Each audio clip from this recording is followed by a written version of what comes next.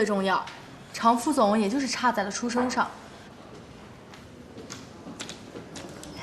常副总，啊，来找顾总啊？啊，是啊，顾总他还忙着呢。忙着呢，忙着玩游戏。唉，你说如果他不是顾家继承人的话，以他现在的工作态度，恐怕早就走人了。别乱说话，当心让他听见。常副总，你说如果坐在那个屋子里的人是你，该多好。你看，哎，顾总，你别说话。这是谁做的？公司下属部门送上来的设计方案。他们就是这么做事的吗？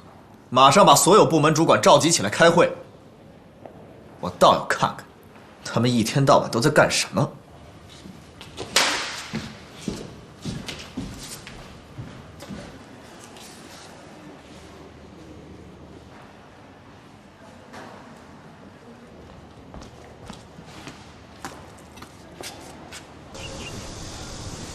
就是那个，是不是啊？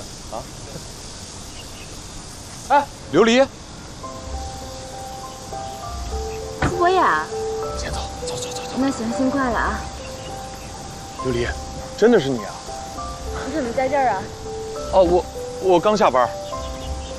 咱们好久没见了。你还好吗？还行。你呢？哦，我也挺好的。那没事，我先走了。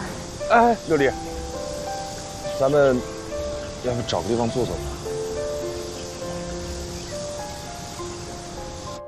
王经理，你是集团珠宝部的负责人，你看看你们送上来的设计图，这样的设计能出去卖吗？你们大家都看一下，怪不得上个季度业绩下滑了20%，这是哪家设计公司做的？不行的话换一家。是，我知道了。还有服装部，你们的设计图我看了，总的来说还是不错的，挺洋气的。